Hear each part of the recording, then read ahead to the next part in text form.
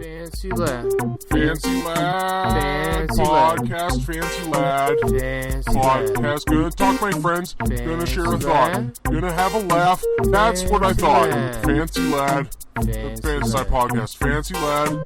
Fancy lad podcast. Yeah. And we are back. Oh, yes, we are back. In fact, well, where are we this time, though? Unlike last time, we're in the Fancy Lad Podcast studio. That is true. Do you want to take a minute there to fix your microphone? Is it not in the right spot for you? Let me just see if it's going to droop. I think this will be good. Doesn't look like a droopy boy. Yeah, I think this will be fine. But where were we? What, a minute ago, we were talking about how we are in the Fancy Lad Podcast studio. And we are, in fact, back on the Fancy Lad Podcast. Right. That's the most important bit of information we want people to take away from this, as well as that we are back on the Fancy Lad Podcast. And, you know, it's been a minute, so they could maybe call it a comeback. They could call it a comeback. I don't know if I'd go that far. Yeah. How far would you go? Probably just come. Yeah. That makes sense. We'll figure out the back situation later. Yeah, start with the come, and then the rest will follow. Mm-hmm. But, you know, back on the Fancy Flad Schmodcast, Spanchy cab, plob, bob, as usual. per usual, as we do And, every week without fail. and yeah, it's good to be back. Oh, man, it's great to be back. The fans have been clamoring. They've been, oh my God, flooding our emails. Flooding our emails, flooding our DMs, flooding our basements. Thank God I bought all these flood pans. That is a good, well, I mean, I meant to get flood pans, but I accidentally got all these bed pans. Which I wouldn't mind that much, but they're filthy. They're filthy. Oh, they're filthy. They were used. They're from an estate sale. Well, why did I mean, I guess my first question would be, A, what were you doing at the estate sale? Looking for half-used tubes of toothpaste for discounted rates. Okay. Mm-hmm. And then I guess B, why did you end up buying all the used bedpans? Because I needed somewhere to store all my extra half tubes of toothpaste that I got at a discounted rate. Okay, so you're using them as storage units. Oh, yeah, storage units. I mean, that is what a bedpan is when you think about it. When you get down to brass tacks. Yeah. Although, brass bedpan, that's some Antique Roadshow level shit. Antique Roadshow. Antique Roadshow. Yeah. Yeah, well, you know, you should try cooking in it, actually. I should try cooking in it. You know, Because it is a pan. That is a pan. The air fryer has been real nice to me, but you know, maybe I'll move on to the bedpan. Yeah, it's so you can have you know, breakfast, lunch, and dinner in bed. Mm-hmm. Crack an egg on that bitch. That's what I'm saying. Mm-hmm. You know, Mm-hmm. if nothing else, Mm-hmm. I think people should take away that they need to crack an egg on that bitch, Oh, God, they and need that to. we're back on the Fancy Lad Podcast. Right, and again, that is probably the most important bit of information that we want you, the listeners, to take away from this podcast. Mm-hmm. Yeah. Not just this episode in particular, the whole thing. Yeah. No, that's pretty much why we've been doing this since day one. I mean, yeah, sure, the hard-hitting skate journalism has been great, Absolutely hard-hitting skate journalism. you know, but it's to educate the people. About us being back. Us being back. And that's, you know, what's the great thing about the internet and YouTube is that it's given us this forum. Oh, my God. We needed a forum, too. Every day we were just going outside and yelling it, you know, into the void. We are back! We're back! Hey, you! Yeah, you! Hey, who, me? Yeah, what the fuck are you doing right now? Oh, I'm just walking home with my groceries. Okay, do you have a minute? I just want to tell you one quick thing. Yeah, I got a minute, but I do have some... We're back, motherfucker! We're back! My perishables! And that's usually how it goes. Yeah, you probably had avocados in there. Dude, probably. They were all browned by the time he got home. Yeah. Fucking sucker. Yeah, what an idiot. If he didn't buy all those avocados, he could probably afford a home. Yeah. To own a home, that is. Yeah. So he could store all of his bedpans somewhere. And we're back to the bedpans, you know? That's another thing. Bedpans actually might be at the center of the universe. All things revolve around bedpans. It's true. A lot of things are based in, there's no fact anymore. It's just opinion. Mm-hmm. Mm-hmm. So, mm-hmm. I've heard that opinions are kind of like what? Assholes. Oh, how so? You just want to fuck them. That's not the saying. Oh, yeah. They're like, opinions are like assholes because you want to gobble them down. Damn it. That is the saying. That is the saying. That's the real one. I couldn't fucking remember it. Yeah. Yep.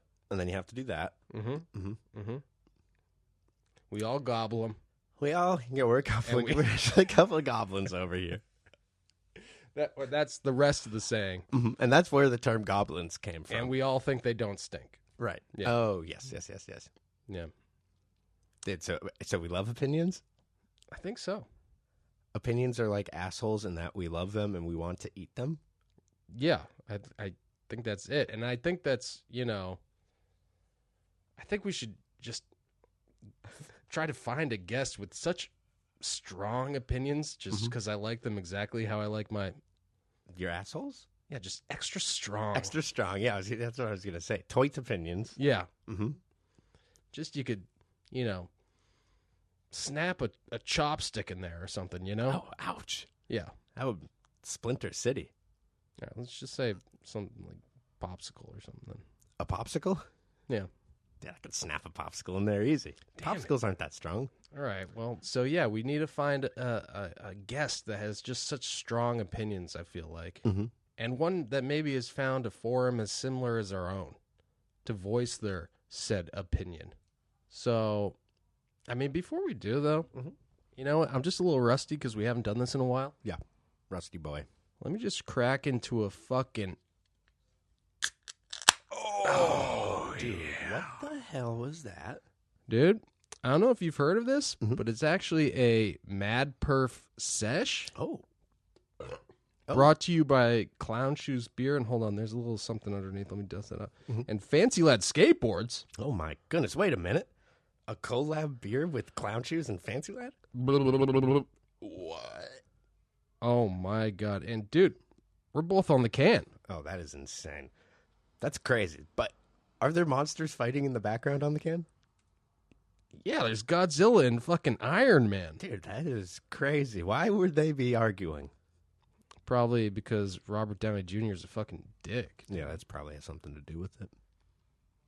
He's probably arguing that, like, he could probably fucking suck his own dick faster than Godzilla or something. And Godzilla's like,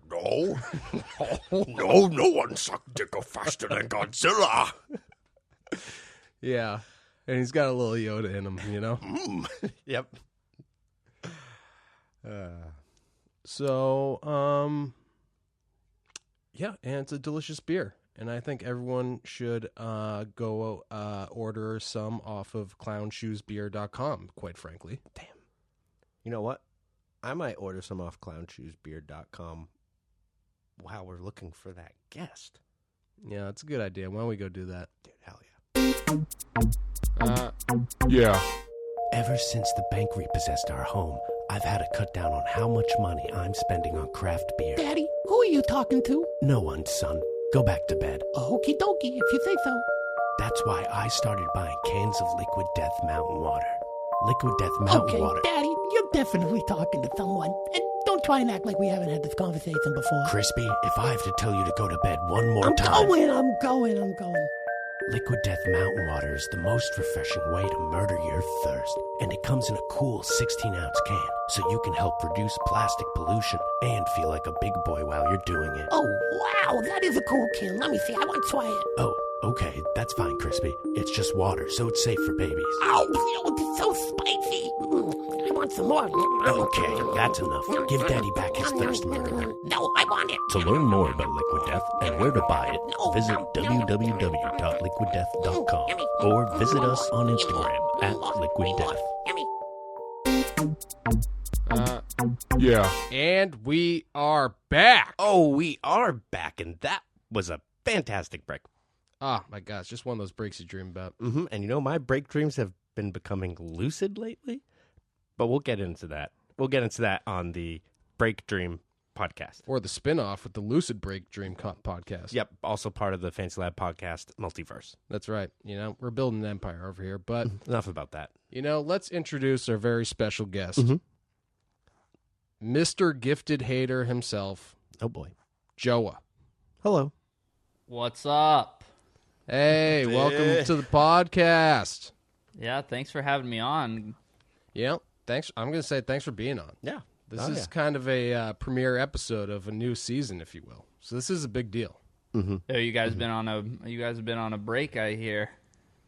A little bit. We're on a break. Has it been the talk of the town over there? Oh, everybody's like, guys, where's Fancy Lad been? I haven't heard even a peep out of them for a while. So I'm flattered that I'm going to be the debut episode of the new season. Hell yeah. Yeah, we don't know what to listen to for 1 hour out of the week on Tuesday now. That's true. Yeah. That's how I feel. What's up? This studio you guys are in, is that real or is that's fake, it's real, isn't it? No. Well, I mean, as fake as anything else in this world. You know, the podcast, it's been treating us well. Let's say that. Ka-ching, ka-ching. Yeah, that's so sick. I know you guys are from Portland, right? No, Boston. Or Oregon somewhere. Sorry. Oh, No, it's Boston? Yeah, Massachusetts, baby. Oh my god, I'm supposed to know this too. East Coast represent. Okay, my bad. I thought maybe you guys lived in like the forest or something, and that's how you can have this like sweet podcasting studio. No, that would be awesome. We just got so much money from the podcast that we can afford real estate in one of the most expensive cities in the world. Yeah. Makes sense. Do you guys do it and do you guys like do it on Spotify and SoundCloud and everything? Yeah. Oh yeah. Do you upload to YouTube? Actually, SoundCloud's the only one that we don't put it on. Yeah, I know. As soon as I said that, I was like, wait a minute, I don't think it's on SoundCloud, but it's on. It's on Apple Podcasts, Spotify, YouTube's. Okay, so it is on YouTube. It's on Google Play, Stitcher, all those random ones. Yeah, the Spanky episode I hear has a enormous view count of like 500 on YouTube. Oh, nice. Yeah. See, So if I had a pretty well. podcast, I would definitely like put it on YouTube and try to clickbait the hell out of it, because I feel like it's so difficult to like grow your podcast on like all these random like Google Play and like Walmart Soundwave. Like there's so many different options for podcasting that I don't know how you get big. Well, Walmart Soundwave actually cut us a pretty tasty deal, so Oh yeah. I would appreciate if you didn't speak ill of them. I apologize. Yes, thank you. Thank you. That's forgiven. But yeah, I don't know either. Maybe that's where we're fucking up. Maybe we need to go hard on the clickbait game. Dude, we definitely got to go hard on the clickbait game. What do you think? We had like a title on the Spanky episode that's like Spanky secretly likes dolphins. And then he's like looking like over his shoulder, shocked. He's like, Yeah. like, got you. We caught you red-handed. I wouldn't even get that specific. You don't want it to like even mention what he does like. You want it to be like Spanky You won't likes believe. what? Yeah. Spanky You'll likes never his believe. what spankied? Yeah. Question mark.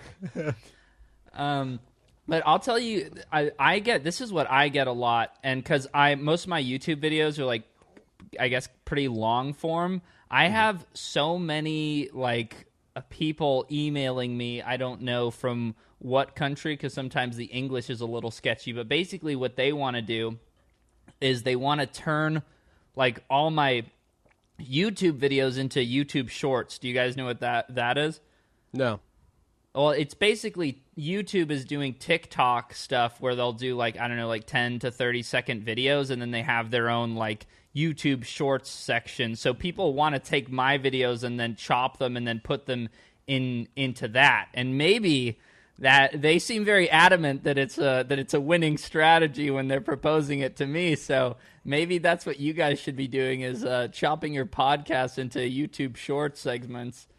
Yeah, we gotta start. Well, Yeah, we got to start with the video first. We haven't delved into the video aspect, but who knows what the future holds? but we could still take the audio and have somebody animate it. Yeah, that's true. That would be nice. Yeah, for the YouTube short. I mean, I'm still baffled, of how people grow such a large YouTube following, And I'm not going to ask you your secret, you know. I know that is, you know. I'll answer it. All right, what's your secret? What's your secret? How did you gain such a big following? Because and I'm going to bleep this whole answer. So. Because outside of Revive and that like whole god awful like sort of clickbait John Hill type like approach, I don't know how you did it and just actually maintain credibility, you know, because that stuff is just so cringe. Mm-hmm.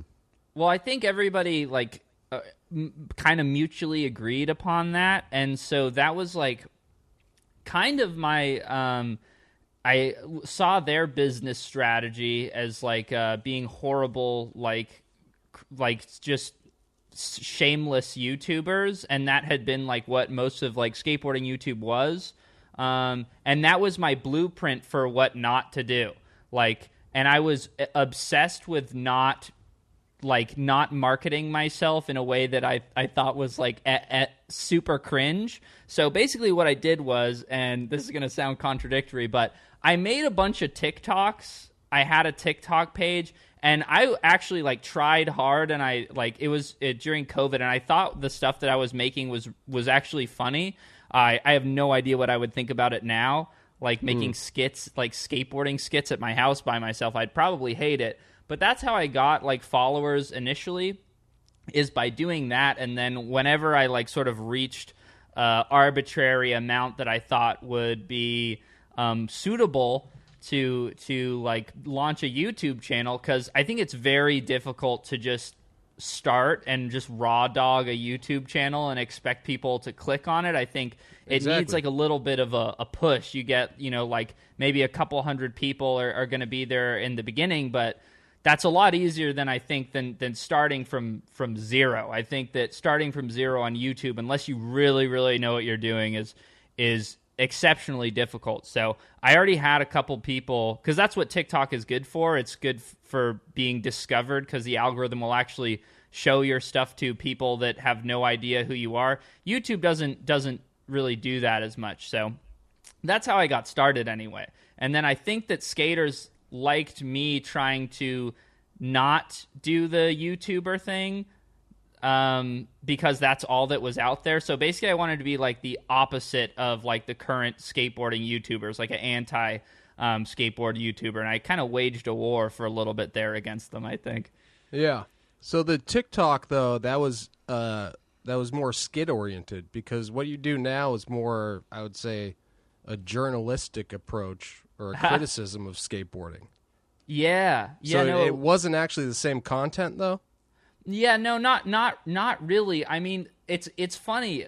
You do have to like. It depends on the content, or I should say the platform. You should modify, I think, your content to reflect what the people on the platform are going to want. So I hate that I have to like sound like such a fucking dickhead about this, but these are the only way I know how to describe it. It's like, on TikTok, because your video can be seen by anybody and they don't read the title, they don't get a chance to click on it, just shoves it in your face. If I'm like on TikTok and I'm like hitting you with my like opinions about why I think like Caleb Barnett is like a bit overrated or something, you might like click on that and be like, well, what the fuck? Like, I really like him. I didn't want to see this. And you're just gonna be like, who the fuck asked for your opinion, dude?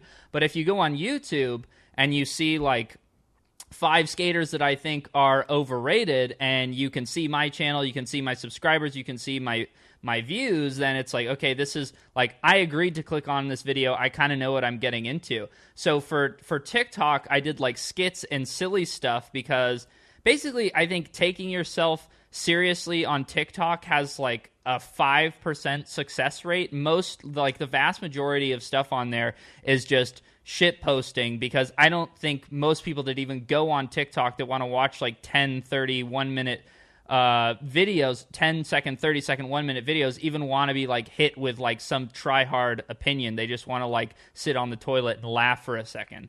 Yeah. They can't deal with the truth. They can't handle the truth, you know? But they want it. It's a Zoomer safe haven. Yeah.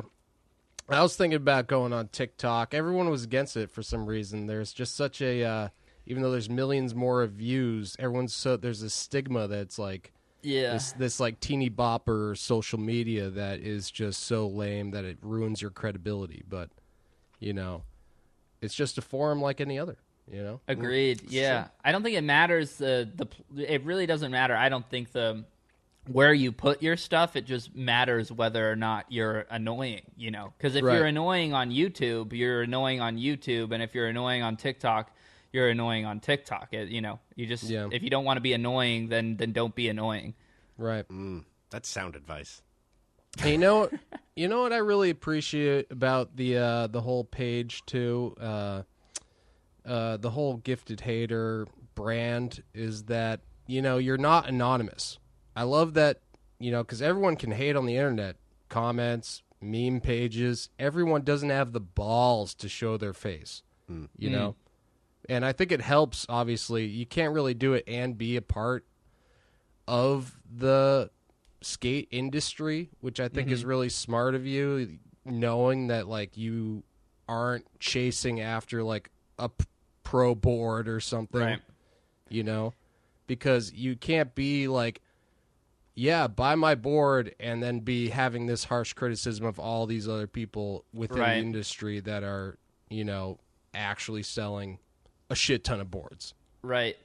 Yeah. Cool. I can't like put myself if I started my own board company, or if a board company wanted to turn me pro, then like my role would 100% change, because I would be in the same echelon as the group of people that I was criticizing.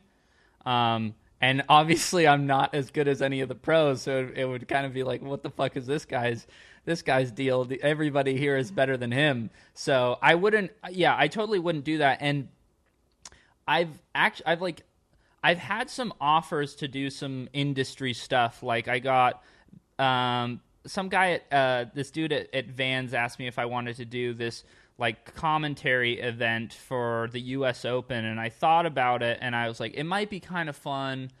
And I just realized that it's like it doesn't really make much sense. And I think agreeing to do more and more industry stuff and putting myself more and more in the industry can only like serve to harm my my role as like an outsider, and it can make the only thing it's going to do is make me more biased, you know, by getting closer and closer to the industry. So I've tried to limit the amount of like people in the industry that I will like be friends with and stuff like that. Not that I'm like telling people to fuck off if they ask me to skate or anything, but I do have to like maintain a like some professional separation, I guess. Like Jerry, because I skate for Sci-Fi, I guess.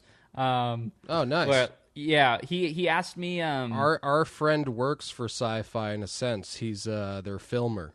Matt Oh, really? King. Yeah. Oh, nice. Did he? What did he film for them? He filmed that Ryan Lay part. Okay, that's what I thought. Okay, that's sick. But yeah, Jerry basically offered to like fly me to Copenhagen because he was going to go with Ryan and Aaron as well. And I was like, damn, that sounds so fun. But then I was like, oh, this is actually the opposite of the situation that I should be putting myself in, which is like every single person in skateboarding is all going to be in the same place at the same time. Right. And it's kind of a lose-lose for me, because if I have an epic time and I make like a bunch of friends, then I'm like, oh, cool. And somebody comes out with a part or something, one of the people I met in Copenhagen that I'm friends with, and I don't like it, and people ask me what I think about it, then I'm like, you know, it's kind of like, I don't know, that's the homie type of thing. Yeah. And then if everybody hates me and they think that I suck, well, then that's also shitty. So I just decided not to go. I hear you. That happens to us all the time, where you know, we'll be hating on a person. Matt Tomasello says it all the time. If he meets somebody, he can't talk shit on them anymore. So it's oh, really? It's you know, it's a blessing and I mean, what is it? It's something. It's a curse and a blessing, you know? I mean, it's kind of fine if it's not like your job. Yeah. You know? Right. No, I'm sure he's not actually banking on it. But it is a cold hard fact. It's like there's been like so many cases where you know, it's just fun to talk shit. And if you meet the person, then it's like You can't do it anymore. Yeah, God damn. Now I love him. Now I love him. Even if it's like somebody following you on Instagram or something, I'm like, oh man, I feel bad. Like now that I know this dude likes my videos because he followed me, and like I was like halfway through editing my hit piece on him. Yeah. I feel bad. Like I haven't had that specifically happen, but I've had situations that are similar where I'm like, this guy, some dude messages me and is like, yo, big, massive fan, love the shit. And I was like, fuck, I was going to say something at some point. Yeah. Yeah, I do. I mean, I do see that you could probably, I mean, you were mentioning how they offered you a job, Vans did. I mean, I was at the gym watching X Games Real Street. Mm-hmm. Mm-hmm. And Gary Rogers was doing the commentary. Yeah, commentary. And so I could definitely see Gary Rogers is probably the most like similar sort of figure in skateboarding that I can think of, who's now, I mean, I can't think of a more like mainstream thing other than like X Games, Street League. And now he's in it. You know? Oh yeah, well, yeah. I think he may have announced at some of the Street League as well at some point. Yeah. So I'm surprised that a big company hasn't asked you to be like a creative director, because your opinion holds a lot of weight. Like I'm surprised that fucking Kariyuma hasn't just written you a check with so many zeros that you can't even count them, just to be like, you need to help us be like legit, man. Yeah, I don't, it's weird, like, because it's me, I don't know, it's hard to gauge your own, like, opinion and, like, what it affects, but there have been, like, certain situations in which I have said something like, I don't like how this graphic has, like, the welcome boards, like, I don't like how they all have, like, the little circle graphic at the bottom, like, I think it's stupid, and I don't know why it's there, like, something like that, and then, like, the next drop, like, there were a couple boards that like didn't have it, and people will tag me and be like, look that you did this, but I'm like, did I do that, or is it like a coincidence? And like I don't want to just like parallel thought. I don't want to like think that I am like fucking the puppet master of skateboarding or something, because the other side of it is that like I don't fucking know what I'm talking about. Like, I'm glad that a lot of people like agree with me or resonate or find me like entertaining or something, but like I don't actually think that I know better than like 90% of the industry or something like that. I definitely think that there are people that like have jobs at massive skateboard companies that like literally have no fucking clue what they're doing. Like if you guys saw that last Plan B video, it was like, oh god, it's horrible, insane how bad it was. Bad. It was like crazy how fucking soulless and just like it's like went what into is a this? random song generator and just like picked stuff out. There was nothing. It was not cohesive at all. I mean, Plan B's kind of been a joke since they came back. For sure. I mean, I guess it was cool just because it was cool right when they came back. Because it was like, oh my god, PJ Ladd. Mm-hmm. Oh my god, Ryan Gallant. Oh my god. It's surprisingly bad. Yeah. Oh, it's amazing. Yeah, I showed up for Pat Duffy, and I gotta say, he was the only thing that I liked out of that. He did. He did. His part was good. It was surprising, actually. He's like 47, right? Yeah, he hit some massive stuff. Absolutely, it was crazy. Was that backtail bank or something that like was it like a big flip backtail? Yeah, did big flip back. Yeah, big flip backtail into that. Then he went into that bank. That was that was sick. Crazy as fuck. Yeah, that was sick. And then that rolling grind was fucking pretty gnarly too. Yeah, how old is he? Like 47? I think he's 47. Yeah. Jesus Christ. Yeah, it's insane. That's crazy. I mean, Hawkman's 54 now, right? Yeah, just exploded his femur, right? Or something. Yeah. Yeah. Damn. Yeah, I honestly couldn't even tell you one other trick in that video outside of Duffy's part, though. Honestly, I mean, it was. I don't know that. I remember. They've always been so. Even the graphics though they've only ran the B for like forever. Yeah, I know it's crazy, and they didn't even do anything good when they first came back. Before, I mean, they had that. Was it Plan B that had the Jeremy Rogers Sopranos graphic? Was that a Plan B board? Oh, I don't know. Or was that girl? But I can but yeah, Google it. they would just be like, oh, Gallant, like Bruins. You know, they would just do Yeah. like sports thing. Like, Yeah. I don't know, just nothing fun. Which isn't jockey at all, by the way. Right. Also, we're spending way too much time talking about Plan B. Yeah, we're giving them too much free advertising. Yeah, seriously. God damn. Because that's the thing. Even if you're talking shit on someone, you have the respect enough to give them attention. You know. Yeah, you know what else is weird though about like my current position, and like I used to go a lot harder than I do now, is that like like the amount of power that I have like stumbled into inside of like a relatively small industry, when like if you got like 5,000 views and like nobody, like there are a couple people like give a shit and pay attention to your videos, and like it's pretty much open season. Like mid-level pros, low-level pros, like AMs and stuff, like you could just fucking light them up on YouTube. But then like if I do a video now about like some pro that's like not making any money or some shit, and maybe like their sponsor is like not super stoked on them or whatever, and I like tear them to pieces in a YouTube video, and like all the 14-year-olds that watch me go onto their Instagram page and start like fucking harassing them and stuff, even though that's like never my intention. I never want people to do that, but people inevitably do it anyway because they think that it's like it's something that I want, or it's the thing that they're supposed to do, because they don't realize it's like, you know, I want to keep it insular. I want to just like have my channel, but it doesn't work like that. It obviously, you know, it affects other things. And then like fucking, what if, I don't know, it's going to be like some small skater that's like, why is everybody so fucking pissed at me? Like all I'm doing is skateboarding, because people can't like see that there's humor in it. The people that watch me as well, like they will just take my shit too seriously and then go fuck with somebody who like isn't making enough from skateboarding to like warrant that type of abuse. Do you know what I mean? Right. Yeah. Yeah, it's always, I mean, well, it sounds like you got a diehard legion of, you know, sweaty and deranged fans out there. Mm-hmm. But Yeah.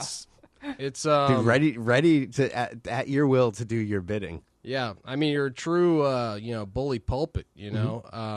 But you know, it's always, yeah. I mean, the easiest, but that's the thing too, is that the easiest targets are like, they must get boring, because it's like, how many times are you gonna like go after Nija or like somebody like that? Because it's like, you know that is completely safe and like okay to hate on because they're making the most money in skateboarding. Right. No, it's a weird thing to like figure out what is acceptable to like who is an acceptable target, and like for how long. It like Nija is like a staple of like skateboarding criticism, you know, for so many reasons, like the ones you're saying. He's like the kookiest, corniest dude, but also is like the most paid, so he is like the perfect villain.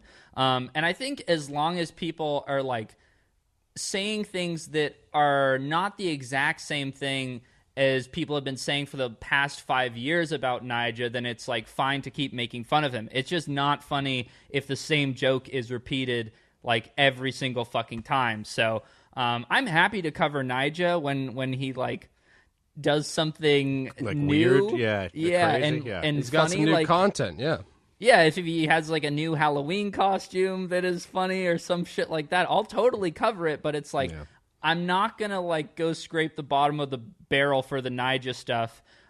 Same way as like I don't scrape the bottom of the barrel for like the Steve Barra stuff anymore. Like I was grinding that shit when I started my channel, because it was like, I play a lot of games like League of Legends. It's ELO. It's to climb the ranks, you need ELO. And if it's easy, if the climbing is easy, it's freelo. Like Steve Barra content is freelo.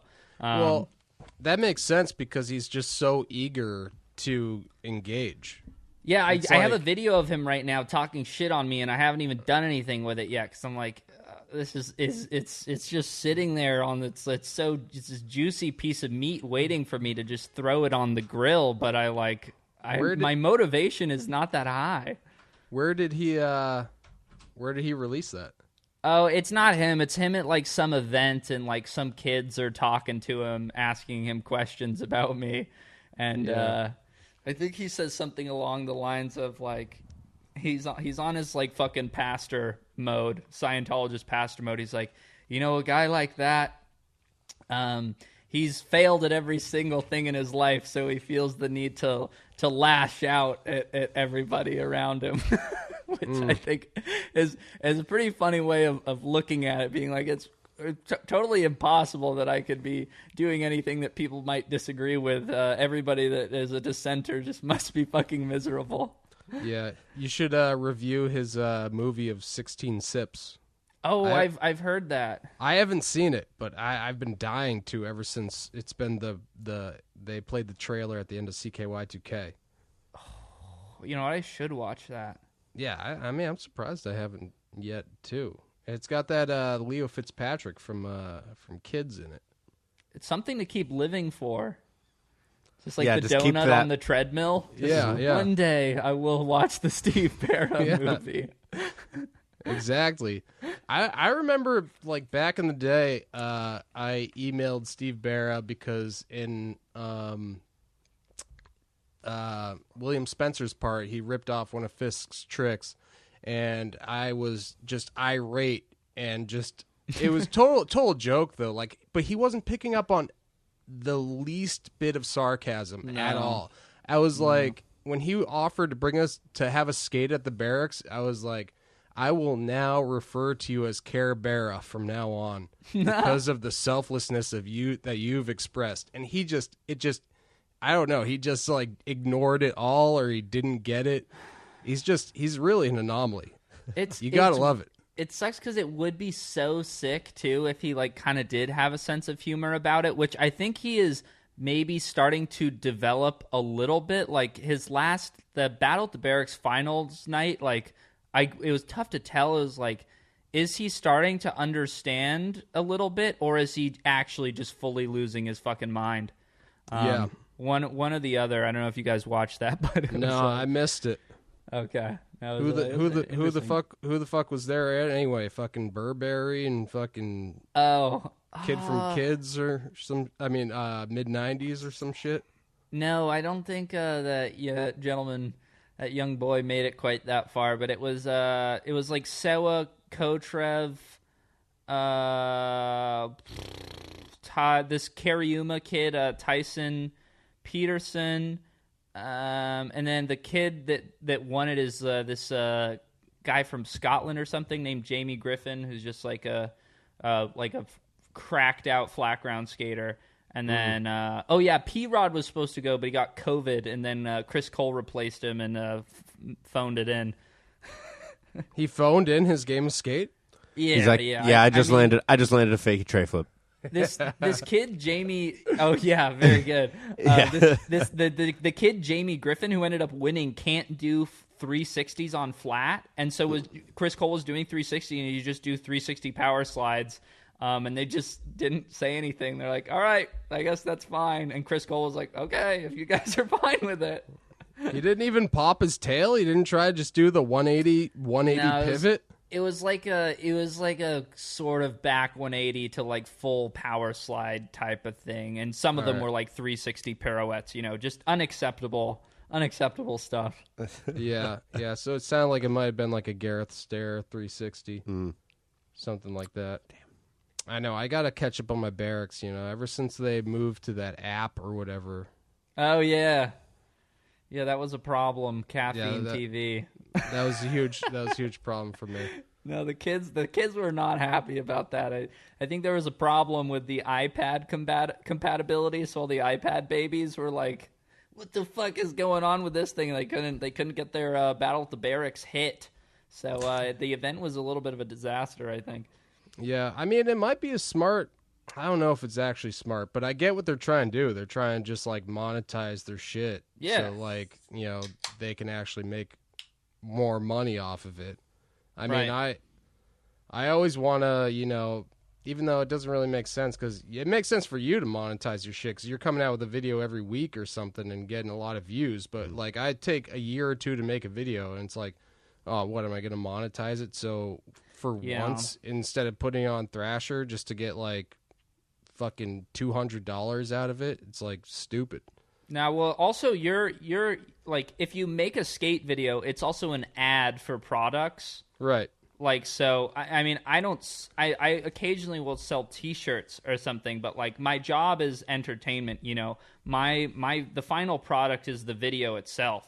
So like if you're dropping a skate video, and like most skate videos, you're only like, best case scenario, maybe you get like, if you fucking, the YouTube algorithm blesses you and you have some epic dudes on your team and possibly ladies, you get like 300K or something, which would be dope. But in most situations, like you drop a skate vid, and if it's like pretty good, it gets like 50K, which is like $200 in ad revenue anyway, assuming you use licensed songs and shit. So it's like every single week, I do 2 videos because I do one for Patreon as well. So it's like every single week I have to, like, you know, that's the final frontier is the video itself.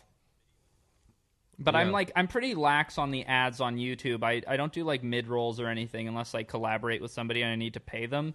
But I just do like one ad in the beginning and one ad in the end of like 30 or 40 minutes of content, which I've deemed in my mind is fair. Hey, no criticism. I say get paid, you know? I mean, Thanks.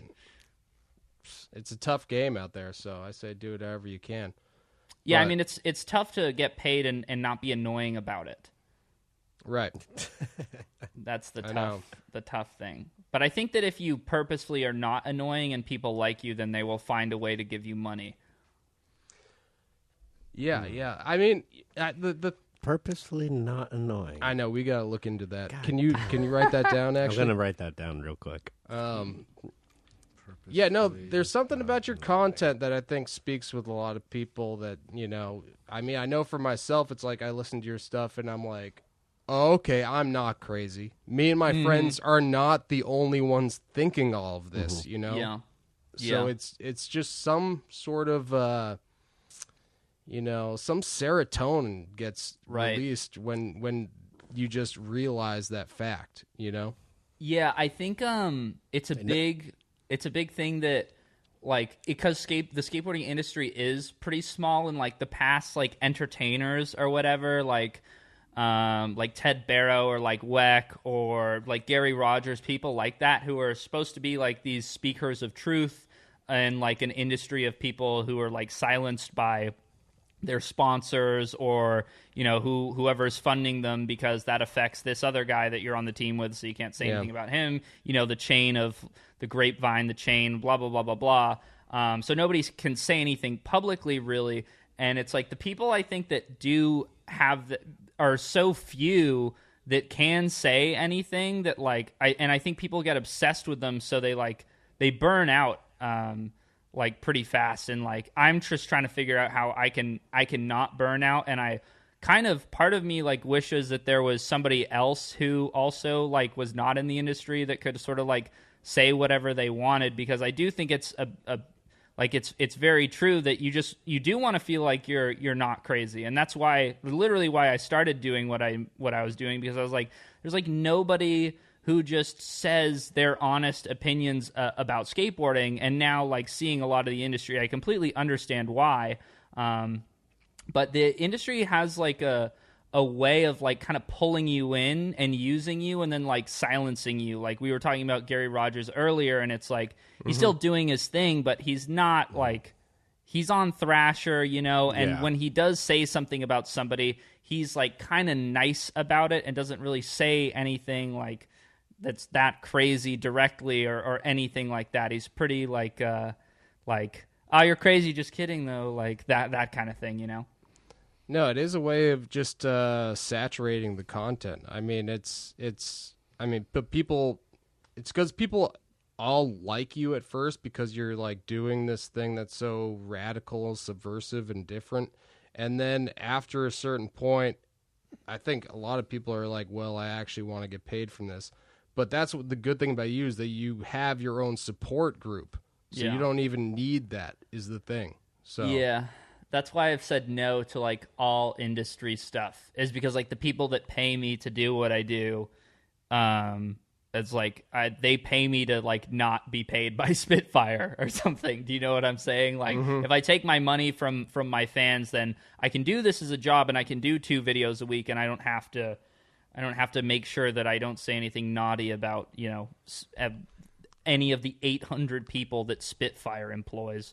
Yeah, these alleged 800 gatekeepers over at Spitfire. The gatekeepers. Jesus We're about Christ. to run out of time on this meeting, by the way. I know, that's what Yeah. I'm saying. We need to take a quick break, and then if you're down, you know, come back, and then we'll finish the second half. Sounds good. All right, stay tuned. Yeah. And we are back. And that was a good piss break. That was a great piss break. The kind of piss break I've been pissing about. Exactly. And I've been pissing a lot. I know. Prostate problems can be funny. Dude, that's what Zachary Jumper told us. Yellings at Zachary Jumper. But anyhow, we are back. We are back with our very special guest, the gifted hater himself, Yo. Mr. Hater. Yeah, Not to be confused with Bill Hader, okay? Don't go confusing. Yeah. It's funny. People will say that to me, Mr. Hater, and I'm like, how did this happen? How the fuck? This is my trajectory of my life. First name Gifted, last name Hater. Yeah. Yo, Makes sense. in my defense, I had to change it because YouTube was blacklisting me because my original name was 1-800-Nipples. Which I wish that was allowed. Mr. Nipples. That would be a nice way of being greeted. There's a good ring to it. Mr. Nipples does sound better than Mr. Hater for sure. Yeah, it sounds like a you know, people that have cats will name them all kinds of fucked up shit like Mr. Mr. Nipples. Mr. Nipples, get down from there. Were they just not letting your algorithms get out there? What was the deal? Yeah, no, the YouTube didn't like the nipple username too much. They weren't feeling that. However, I think the only time I've ever been mentioned in a Thrasher magazine, to my knowledge, I am being referred to by my original name as 1-800-Nipples, which is pretty sick. Dude, hell yeah. That is pretty sick. Yeah, I was just, happy that like I said, the T. Eddie Awards, just to be even acknowledged in the first place, getting the award Freaks and Geeks for Fancy Lad. I was like, fucking finally. God damn it, T. Eddie. Took you long enough. What is T. Eddie? I think it stands for the editor. It's like, oh, okay. Yeah. Got it. But I'm not that. I really don't know anything. Yeah. Speaking of, I wanted to ask you this because when I met Burnett, he asked me this when I, had a little criticism. I didn't even have a criticism. I just had an opinion about his King of the Road that he made, and I thought it was pretty funny. I said to him, I met him, and I said, you know what I love about King of the Road? You take, the world's top pros and you force them to be creative based on a point system. Yeah, I love it. And his response was, boy, where'd you learn how to hate? So where did you learn how to hate? Well, I don't know. I think I was a natural born hater, definitely. But I guess it's a nature versus nurture situation. I definitely I had I still have a dad. My dad he's British, and he's kind of an original hater, like an old school hater. One of the great road ragers that I've ever been in a car with.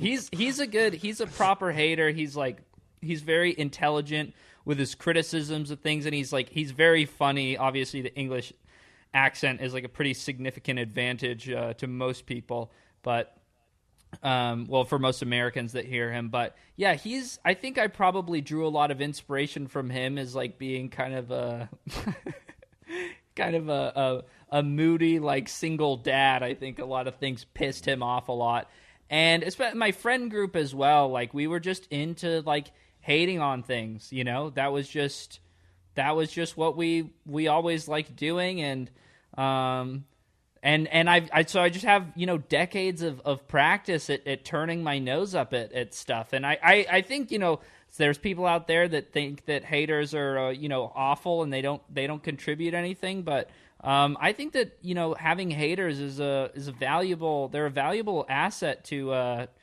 general society. They help progress. I think so too.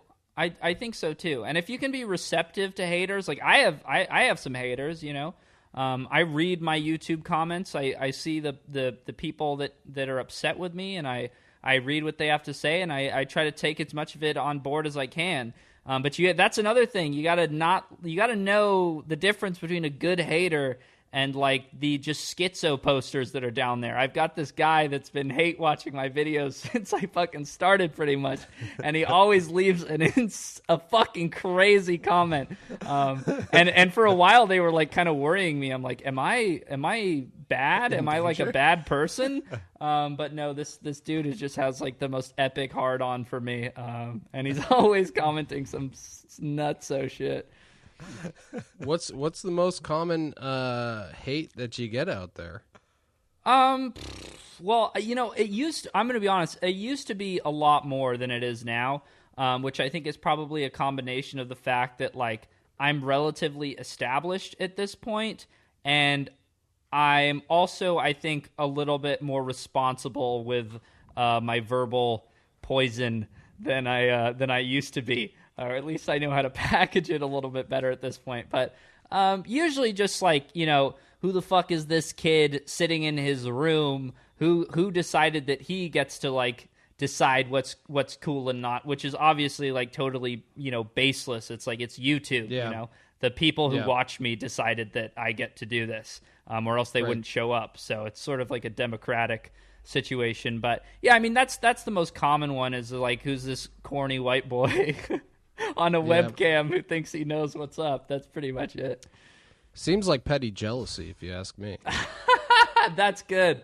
That's the number one thing that people will say is, oh, you don't like this guy? You simply must be jealous. Well, I would say, I mean, there's the only relatable thing I can think of is, all the time, the most hateable thing that is low-hanging fruit for people to say about us is that we are way better than those guys at skating. Why the fuck are they on Thrasher, But I mean, there's a reason. It's because you put in the work, Yeah, I don't know, honestly. It's so weird. I think it does help to, I don't know if we talked about this earlier, but it definitely helps in skateboarding. This is kind of a topic that I've been like exploring a little bit because there are other YouTubers on the platform now that do skateboarding stuff that is more, not exactly like my videos, but like more of a similar sort of variety, which is like in skateboarding,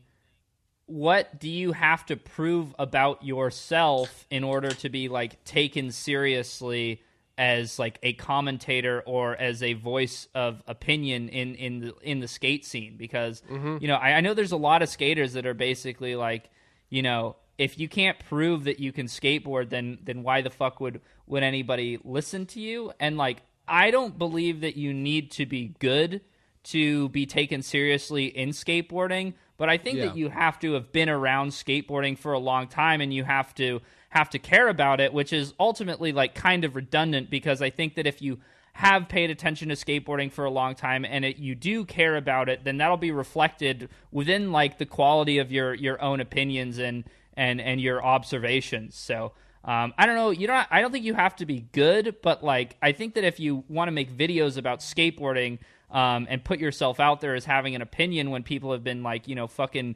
dieharding this shit for like their entire lives, like if you think you're going to be able to like get on and talk about it with any sort of authority when you've only been into it for 2 years, then it's going to be pretty obvious. Yeah, a lot of art critics, don't even they're not fine artists themselves. They're just they've studied art history, and they know everything about the the medium. And I mean, I'm dead serious, and and why are you laughing? Pablo, it sounds like a dig at Ted Barrow or something. No. I mean, well, he is. Yeah, that's what he went to school for, right? Art Yeah, history? I thought maybe you had like a beef with Ted Barrow or something. No, I back the dude, even though I know a lot of people don't like him. I don't. He's disappeared now. Like, I don't know. I think he got like fired from his job or something because of his Instagram. His account got hit with the ban hammer, and I think he got hit with the ban hammer at worky too. I think he got a little carried away there. Yeah, which is crazy. It's also like the Pollock thing where it's like, oh, my kid could have painted that. Well, why didn't they? Yeah, why didn't your kid do it? Yeah. Well, I mean, people that say that stuff, it's like, that's like it's a totally suitable retort to be like, well, you didn't do it / like, why didn't your kid do it? But it's also like, anybody who says that is like totally inept at consuming art, obviously, because if you look at like a proper like non-objective painting versus like something like a 4-year-old does, it's pretty obvious if you spent more than 5 minutes looking at art that they are not the same thing at all. And that's going to sound really pretentious to people who don't know anything about it. And that's the huge divide, is people that think that art is like all a fucking scam. And there is a lot of scammy shit with art, but like people that don't know anything about it, like that's what they see. They think that they see the truth in it. They're like, everybody that cares about this is a fucking idiot. And then the people that care about it are like, no, you're the fucking idiot. And so it's like two groups of people that will never get along. Yeah, it's true. It's just like that fucker Vincent Van Gogh cut off his ear for attention, dude. Yeah, I know. What a fucking... I hate people like that. Such a fucking tryhard. Yeah. Cutting off your ear. But no, I have friends like Mike Lindquist who knows everything about skateboarding. See, I mean, I call you a skateboard journalist because you give people a lot of facts, a lot of like actually researched material about skateboarding that I don't think that the general public really knows. Yeah, I try to do a little bit of research here and there. Other times I'm like totally just talking out of my ass, but like especially when I talk about something that maybe like is a little bit more sensitive, I try to like interlace some factual information with it. Because that is another thing, is that there's a lot of like super duper diehard skateboarding fans that know a lot more than me, that know like way, way, way more than me, and I think that from an entertainment aspect, that can be like the thorn in their side or their downfall a little bit, which is that like they focus too much on educating people and get sort of up their own ass in like kind of like an academic way about skateboarding. And I don't think that that's what most skateboarders want to listen to or to consume. Like I think like most people, they just want to be entertained. Yeah. But, aside from skateboarding, I've noticed that you focus a lot on people's fits. Yeah. And, my friend Matt Tomasello told me that fashion was a construct.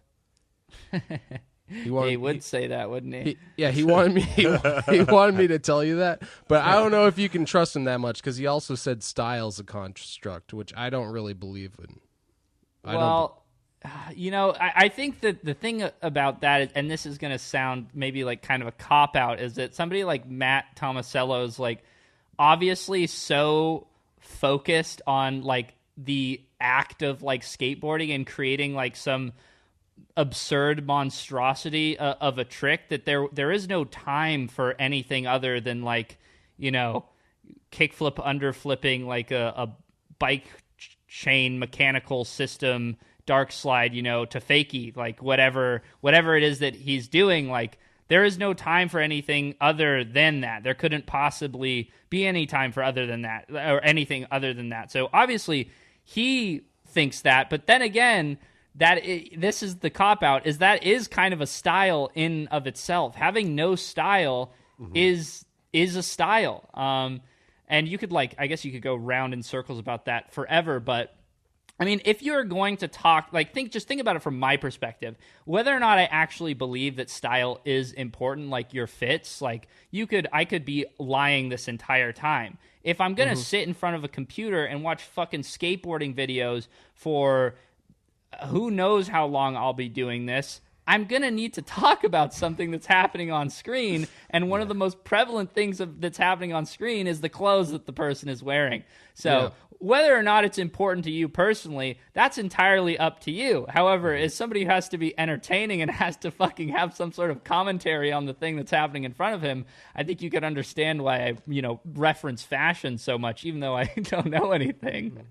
Well, I think that's, I mean, we've talked about this before. I think that, like people, like skaters care about their pants so much because people spend so much time just looking at their legs. That's what they're looking at, is their legs. Yeah. And their it takes feet, up a lot of real estate on the on the old fisheye there, Yeah. So you really got to work on those, So that's why when people, if they're skating with no shirt on, people think usually it's that they're warm, but typically it's because they spend so much money on the bottom half of their fit. And they said, I can't afford the top half. But the jeans looking good though. I have a similar theory about street league contests. Is it's sort of like the meta for the contest skaters to wear all black with white shoes, and I think it's designed so that the viewer stares primarily at the skateboard, so like people that are behind the scenes that like do plays and stuff, like the stagehands, they run across and all black and they try to move all the furniture out of the way. I think that's a similar thing as the skaters are doing, except they just want people looking at their board, so they do white shoes with all black. But I mean, it obviously fucking matters. I mean, there's even from my own personal experience, like I can tell you, like sometimes depending on which pants I wear, I just feel more inclined to try like an inward heel flip or something, or like I feel like my back tail is more powerful today based off of my fit, and there's no physical evidence or explanation for that. But I mean, human psychology is weird as fuck. So if I saw, like, I don't know, some dude doing an epic back tail in a pair of really baggy pants, and I happen to be wearing some similar colored or very baggy pants, that might be playing in my mind, and I might be able to project myself onto that person, and I'll be doing good back tails that day. Yeah, no, it makes sense. Skateboarding's 90% mental. Yeah, I mean, that's why whenever I 10% physical. I've been skating full grip recently because it makes me feel like a ledge gangster. Full grip? Yeah, full grip. I look down and I'm like, damn, I'm good at skating ledges. And then I go and I pop. I'm like, wait a minute. Damn. Oh, wait, hold up. Do you usually cut your grip up? Well, I was for a while, but yeah, recently I've just been doing full grip just because it's like, it just feels more comfortable, like looking at it. I've been rocking full grip lately too. Yeah. You go through phases.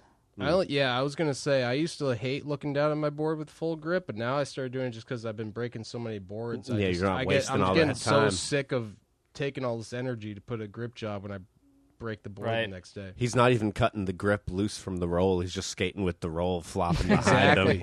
Exactly. It's like a little toilet paper trail. Yeah. No, it has a string on the roll tied like a just married car that's driving away.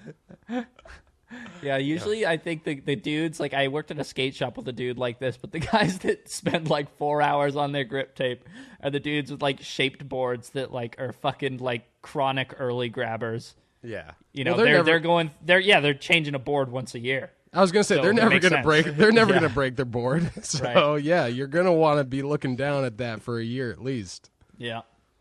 Defo. But also, I was just curious because it seems like, from my perspective, that you're a creative skater. One could say, I don't know if I can compete with the fancy lad level, but I try to not do the same shit as every single other person is doing, yeah. But then I'm sometimes surprised by your criticisms, because I feel like sometimes the most creative tricks are your illegal tier tricks on certain videos. So I think, I understand, it seems like you're a traditionalist, but it seems like I understand from your perspective of, viewing skateboarding at a professional level. Yeah. Seems like almost the creative tricks are not valued as much. It really, really depends on who is doing it. In my opinion, and like, there's so many factors. Like, for example, I think that probably when 90+% of skateboarders do a willy grind, it usually looks pretty bad just because the trick itself, it's sort of unbecoming the way that it sags off at the back. But there are like willy grind specialists like that. You guys know that kid Kyoto?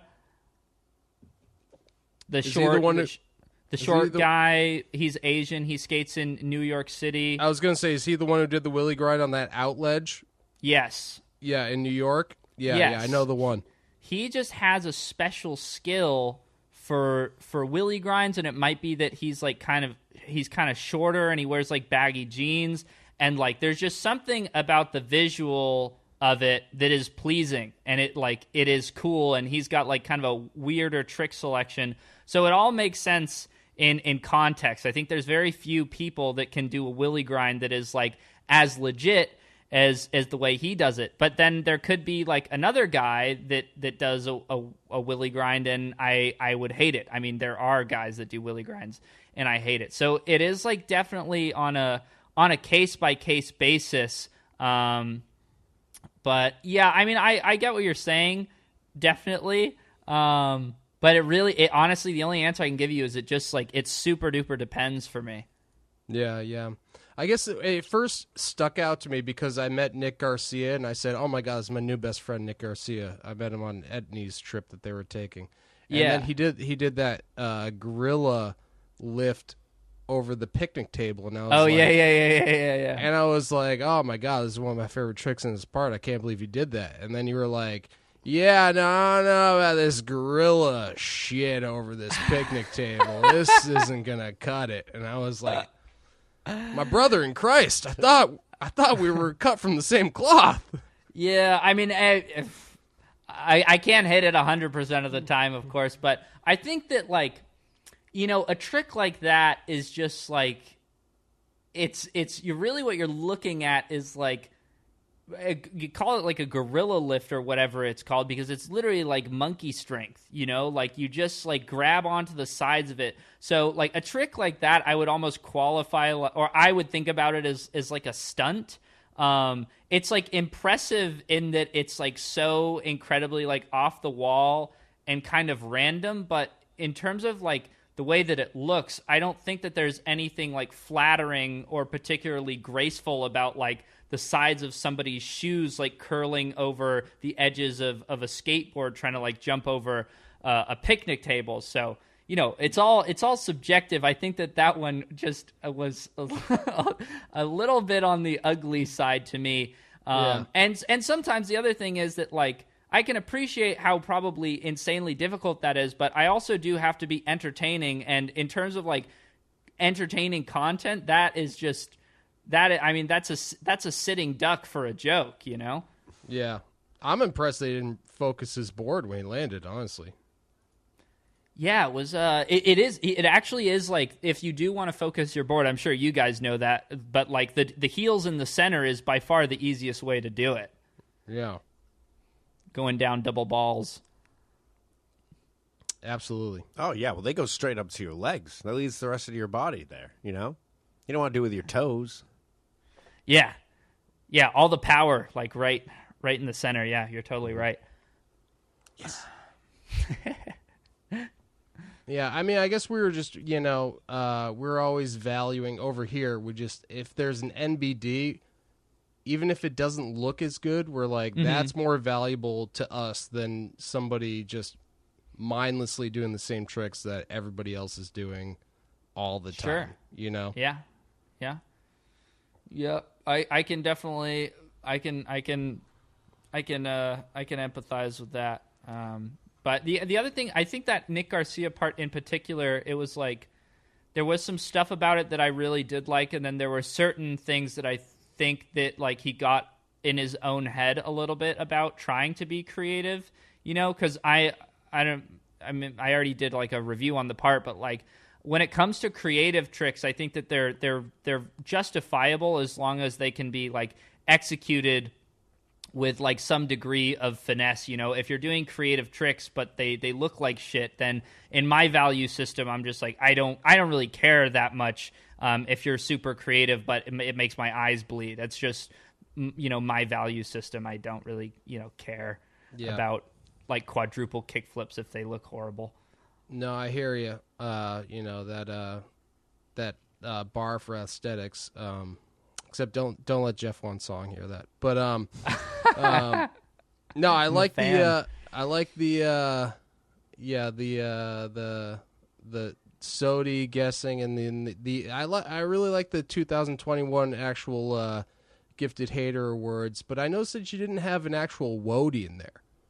You didn't actually have a tier for worst skater of the year. I thought you were gonna say woman of the year or something. No, Wody. Okay. Worst. Okay. Because instead of the GOAT, the WOT. Yeah, worst of all time. I flopped on that one a little bit, but sometimes when I do my positive videos, there's supposed to be a break from shitting all over everything. So, because I do get comments sometimes that are like, "Does this fucking guy like anything?" And I'm like, "Yeah, I do." So then I do a fucking video where I'm like, "Here's my my favorites so far," or whatever. But yeah, I think a worst of the year could be good. My channel is big now, and I do feel bad, if people are flooding Ryan DeCenzo's Instagram page with like, guess what? You made fucking worst skater of the year on Gifted Haters channel. I'm like, well, I just look like a fucking dick now that like you got bombarded with hate mail essentially. Yeah, but between you and me, who's the running Wody? Yeah, between you and me and and the I'm 5 million Walmart Play listeners. Yeah, I'm going to turn off my headphones real quick, so I'm not going to hear this. Okay. Worst, just, personality and, skater, or just, worst style, or, just all overall around. worst? All around. Oh, man, the worst of them all. I mean, I have some, go-tos. I really... Oh, my God, I need to leave him alone. Fuck. See, I want to come up with new ones so I don't keep saying the same thing. But I'll just say this briefly because you did mention Jeff Wan Song. I think that he is such a antichrist of skateboarding and is the epitome of bad style and low pop and quadruple flips and stuff that I actually like his skateboarding.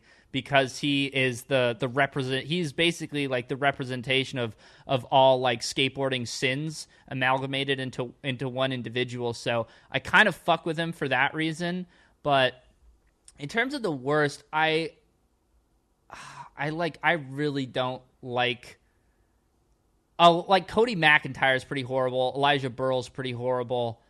I'd say those are my top two. I mean.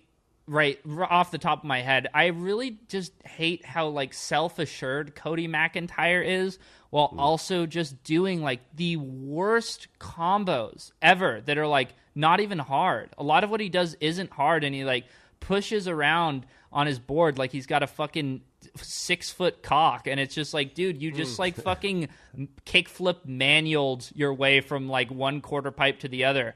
It's this is why you skate for blind, because you don't have any self-awareness whatsoever. So I'll say him. I was gonna say it's got to be Burberry for me. That guy. Oh, really? There's just something about that guy that is just the epitome of Public Enemy. Yeah, something about that boy ain't right. I agree. Number one. I fucking agree. My video just got fucking demonetized. What did I do, guys? Oh no! Did you use 5 seconds of a song that was copyrighted? No, it's the video is limited due to identified as not suitable for most advertisers. Did you say it was suitable for kids and then you were... No, I never say that. No. I say no children, please. Yeah. No, I don't want any children to watch my videos. There's way too much cursing and blinding happening for that.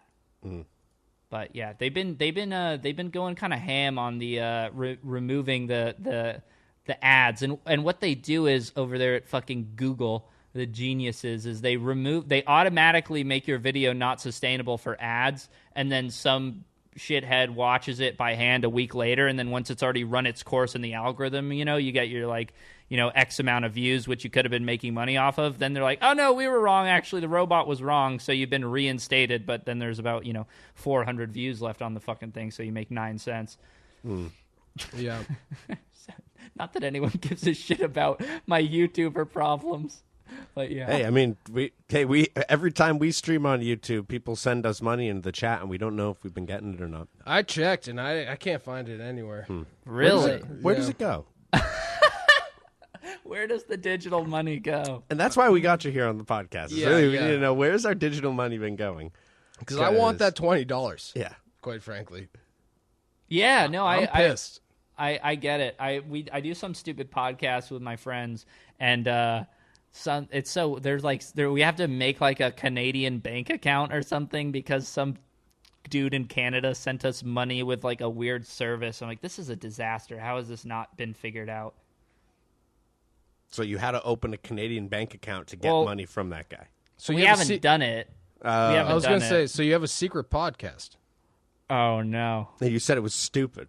You said, yeah. You have a you said stupid podcast. Yeah, you kind of phrased it like this. Like, oh, I know, I get it. I also have a stupid podcast. No. It was nothing. No, I wasn't saying anything about your podcast. Not that I'm into like going on stupid podcasts or anything, but no, it's just like I don't know. We're kind of it. I think some people when they do discover it, they're like, oh my god, this is kind of like gnarly, but they're my friends, so like I don't really fully understand why it's gnarly, so I try to keep it like somewhat under wraps, but the people that really like it, so I'm happy about that. But yeah, we got like $20 from a Canadian guy, and we don't know how to get it pretty much, so nobody's making a bank account for $20, so it's just sitting in internet money limbo.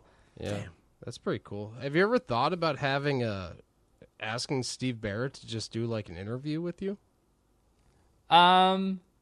Just because I think that just that natural conflict would be just I kind of want to collab low key next level. Like it would just the asses would be in the seats to show up for that. If you did definitely. It. Well, that's something I would love to talk to Steve about. Is like, you know what, dude. We're internet enemies.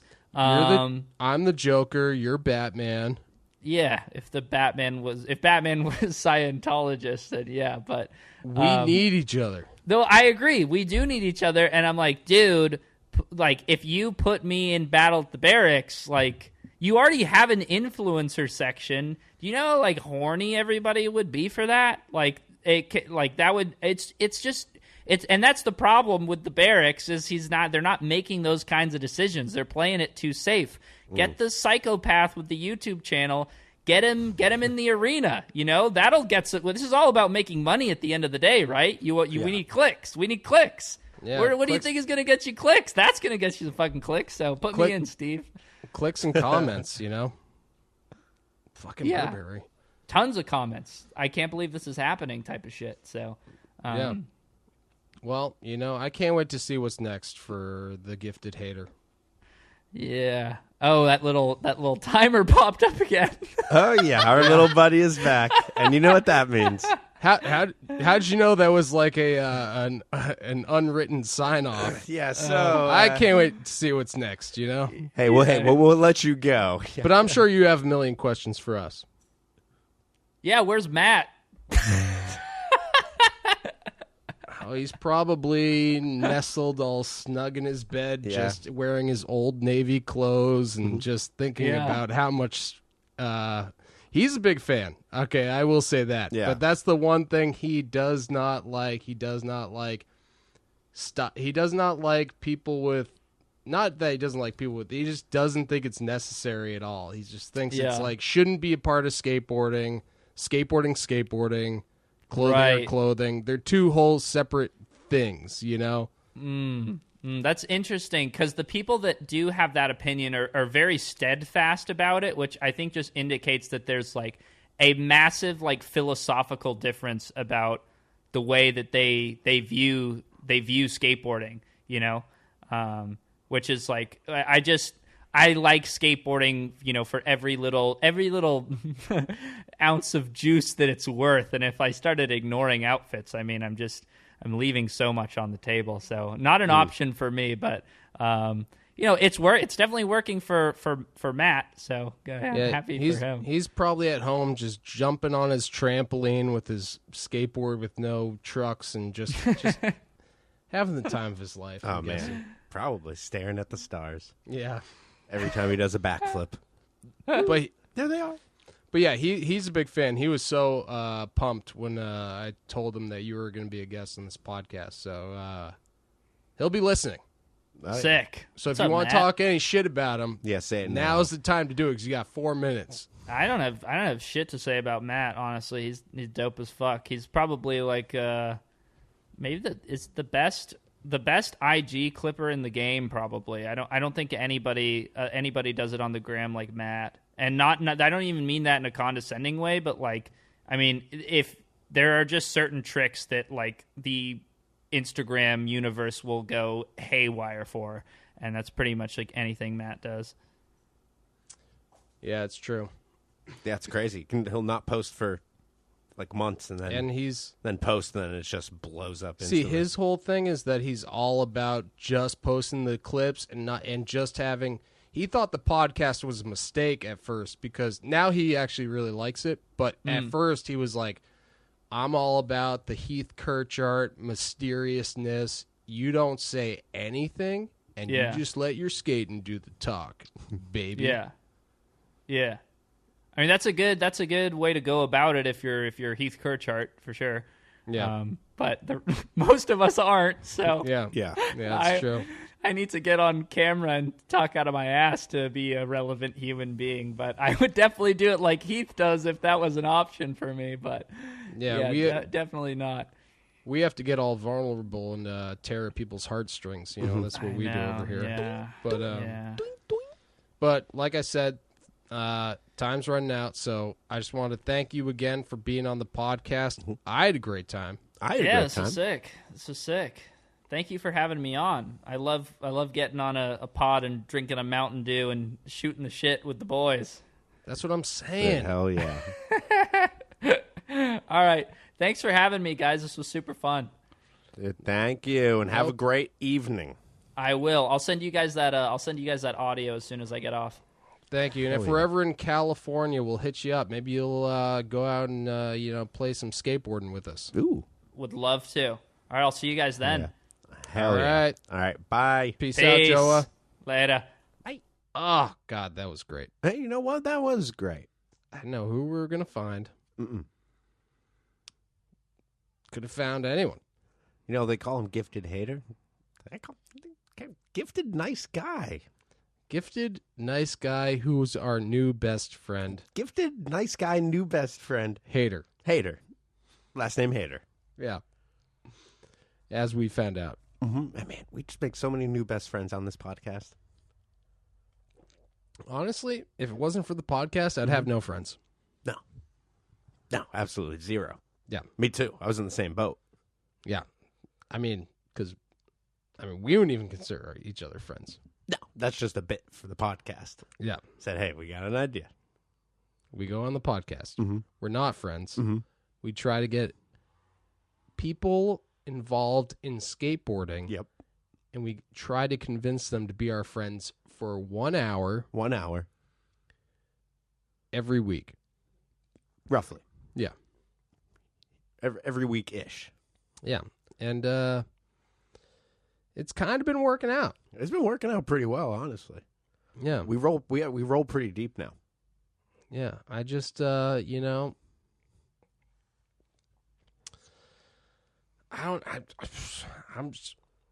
don't know what to do now. I feel like I should just, declare bankruptcy and just become a YouTuber full time and just see where it takes me.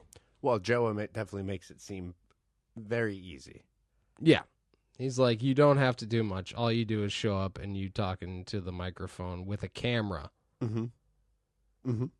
And that's it. And then you get a paycheck from all these loyal thousands of fans out there. I can't believe he figured out how to get YouTube to fork over that money. I know. Man, he just knows what he's doing, apparently. Like he said, it must be the fucking must be the clickbait. Dude, hell yeah.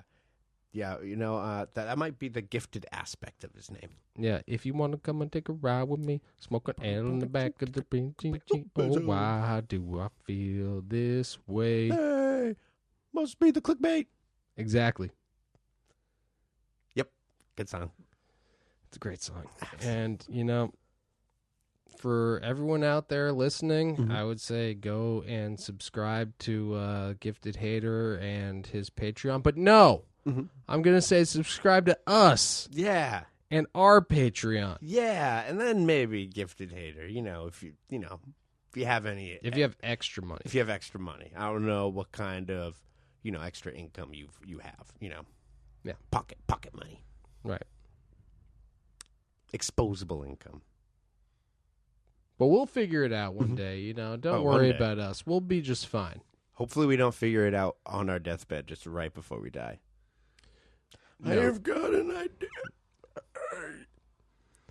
Do you think we should just try to hopefully Gary Rogers gets so big that we could just collectively, just the two of us, take over Skate Line? Oh, you thinking in a trench coat situation? Yeah.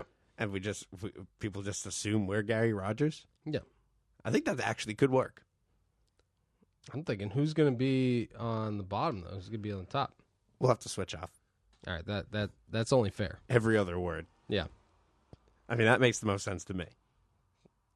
Yeah, obviously. I honestly can't think of another way to do it. No, that's how we're going to do it. Okay, good. Okay, good. All right, that's good. All right. Well, I mean, now that we got that figured out, I think we should maybe wrap up the episode. Yeah, we probably should, but did you have anything you wanted to say, or... Keep on rocking in a free world. I thought you might say that. Yeah.